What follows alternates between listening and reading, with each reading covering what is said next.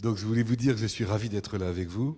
Je voudrais féliciter la Chambre de commerce qui a pris cette très belle initiative que d'organiser ce colloque et qui a réussi à réunir un grand nombre de spécialistes et de gens importants dans le domaine. Ils ont eu la bonne idée de m'inviter, je les en remercie, et je suis ravi d'être là. Effectivement, moi je ne suis pas du tout technicien, mais pas du tout. Donc, la présentation est là. J'ai fait une petite présentation, mais très rapide. On m'a dit de faire une introduction de quelques minutes, mais je suis bavard. Et alors je suis bavard et prolixe, donc j'ai fait une petite presse. Donc sur le colloque, quelques mots d'introduction. Bon, juste pour vous dire qui je suis, parce que je ne suis pas technicien, je suis né à Strasbourg, j'ai grandi à Strasbourg, j'ai fait la fac de droit, une fac aux États-Unis, et je suis avocat d'affaires, donc je travaille depuis 1981.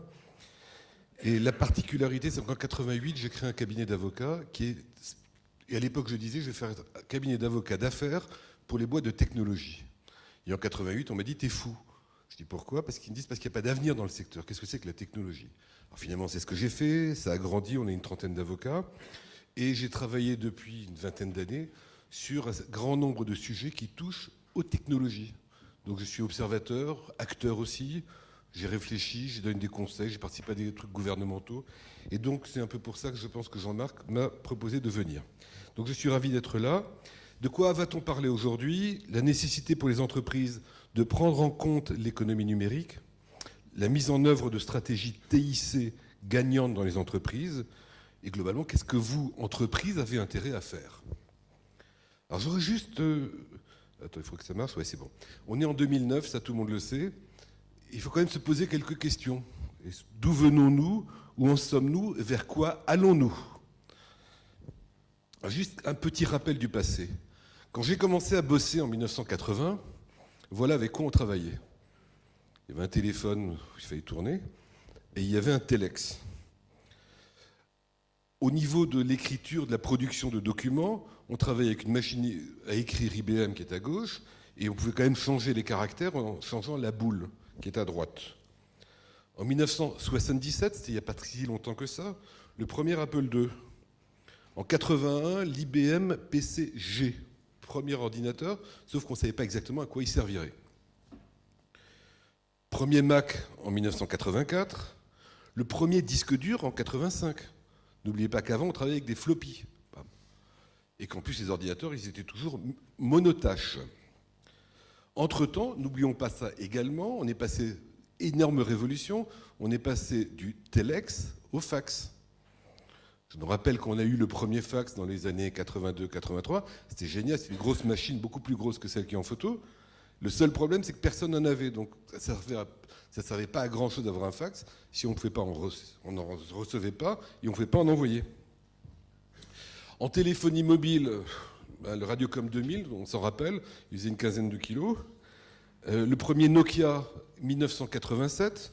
Moi, j'en avais un en blanc, mais il ressemblait fortement à celui-là. Et alors, je ne vous rappelle pas, dans la rue, quand on essayait de passer un coup de téléphone avec ce machin, quand ça marchait, les gens vous regardaient comme si vous veniez d'un autre monde. Et en 91, l'annonce de la création du World Wide Web. Alors, je ne vais pas vous faire l'historique du web, avec ARPANET, etc., etc. Internet, 91, c'est vraiment le début.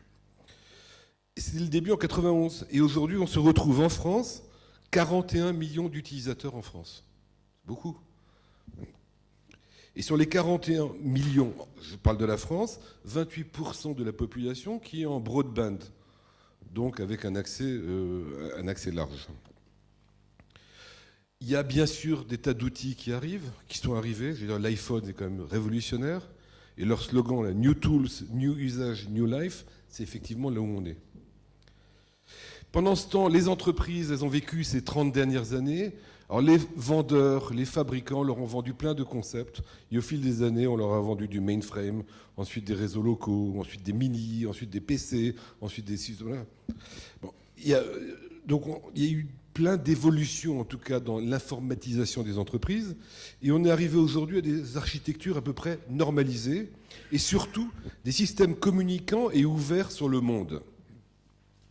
On vit dans la révolution numérique et informatique, tout est bouleversé. Vie quotidienne, professionnelle, institutions, entreprises. Et l'avènement de l'IP, donc l'Internet Protocol, a modifié les frontières entre le monde des télécoms et de l'informatique. Avant, il y avait les télécoms d'un côté et l'informatique de l'autre. Aujourd'hui, c'est de la convergence.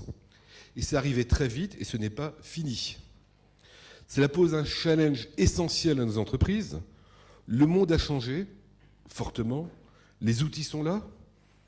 Quels outils choisir? Comment les utiliser dans votre entreprise? Et c'est ça les sujets qu'on va aborder aujourd'hui.